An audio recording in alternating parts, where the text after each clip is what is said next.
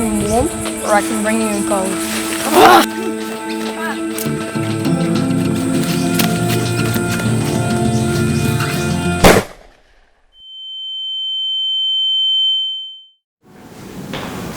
Detective. That should be everything you need. Ah, yes, the murder on St. Jude Street. This was quite personal to you, was it not? Yes, sir. Yes, it was. He deserved his death, but I did what I had to do, sir. no, detective. It is the law here. He has to stand trial.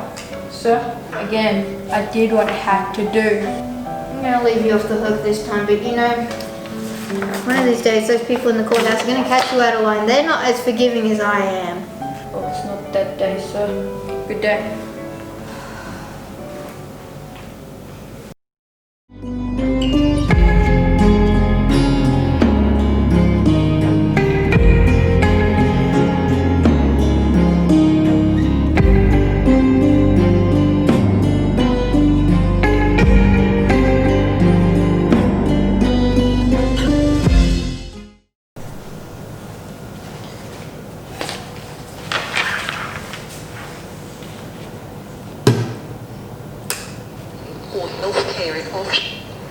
Left the road, went down an embankment and crashed into trees.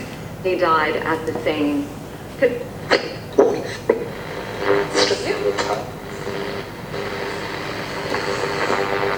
Banning legal action from refugees in certain circumstances. The High Court says the laws don't... The next thing I knew, he jumped out of the car window and was running down the street. Well, Martha, was he hit? No, Daryl. He ran all the way out of Casey Avenue and onto the main road. He hasn't been seen since.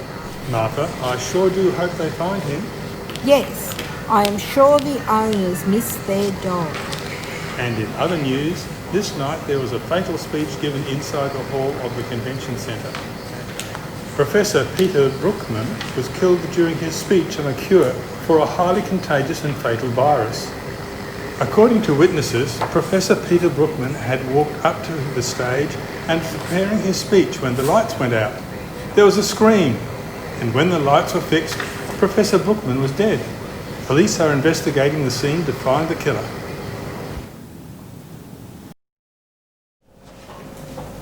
Sir?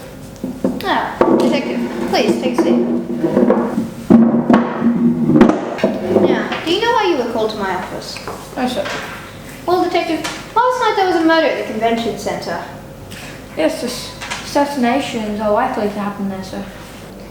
Well, Professor Peter Brookman was supposed to give a speech on his cure to a highly contagious virus. As he was preparing for his speech, the lights went out, and after they were fixed, he was dead on the ground. Professor Brookman, I heard about him on the radio. Yes, I too heard about him on the radio while I was eating breakfast. But here is what the media can't tell you.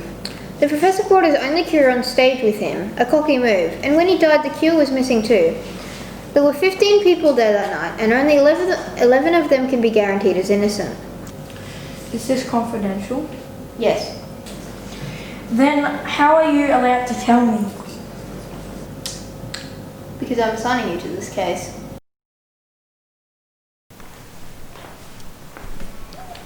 Well, it looks like they already taped it off for me.